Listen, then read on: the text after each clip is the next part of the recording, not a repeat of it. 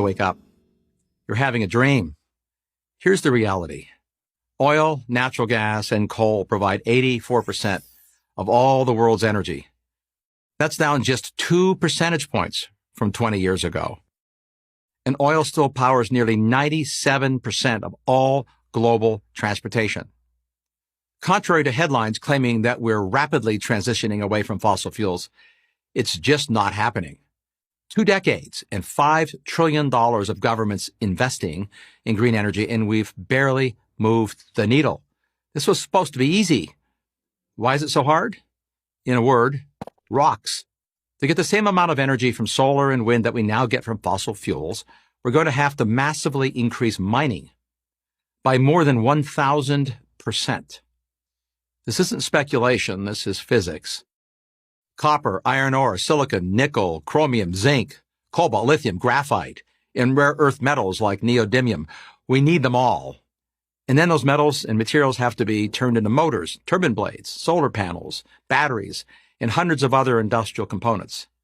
That also takes lots of energy, which requires even more mining.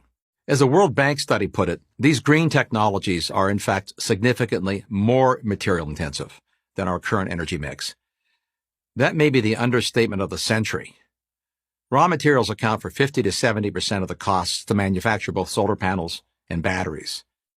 Until now, it hasn't really mattered that much because wind and solar still account for only a few percentage points of the global energy supply. They're an applause line for environmentalists, not a major energy player, and it's unlikely they will be in the foreseeable future. But for the sake of argument, let's say we sharply ramp up mining. Where would these new mines be located? Well, for one, China. That country is today the single largest source of most of our critical energy materials. The United States is not only a minor player, but is dependent on imports for 100% of 17 critical minerals. Do we want to give China more political and economic leverage? Europe has made itself dependent on Russia for 40% of its natural gas. How well has that worked out? Ironically, we have all the minerals we need right here in North America. But good luck trying to get them out of the ground. Proposals to build mines in the United States and increasingly almost everywhere else meet fierce opposition, if not outright bans. To give just one example, in 2022, the Biden administration canceled a proposed copper and nickel mine in northern Minnesota. This was after years of delays navigating a maze of environmental regulations. And yes, the same environmentalists and green-leaning politicians who tout all the benefits of electric cars are the same people who make mining the materials essential to build those cars, like copper and nickel, all but impossible. Try to square that circle.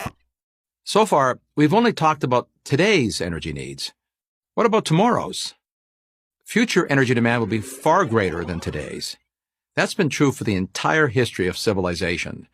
The future will not only have more people, but also more innovations. And entrepreneurs have always been better at inventing new ways to use energy than to produce it.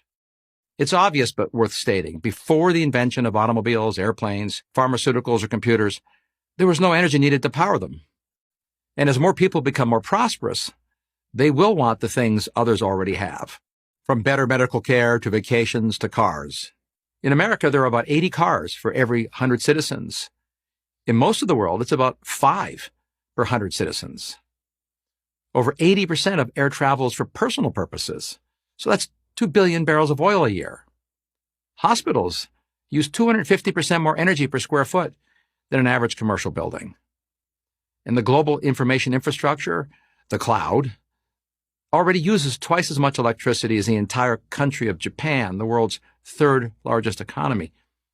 The massive data centers at the heart of the cloud alone consume almost 10 times more electricity than the world's 10 million electric cars. E-commerce has taken off and is propelling record growth in warehouses, increasingly filled with energy-hungry robots. America's truck freight index more than doubled in the past decade to deliver the goods to and from those warehouses. These are today's known trends. While we can't predict the future, we can predict there'll be more innovation in robotics, drones, quantum computing, biotechnology, and new industries not yet imagined. All of it will require more energy, a lot more. Fossil fuels, nuclear energy, and yes, renewables will be required. But if you think we could get it all from wind and solar, dream on. I'm Mark Mills. Senior Fellow at the Manhattan Institute for Prager University.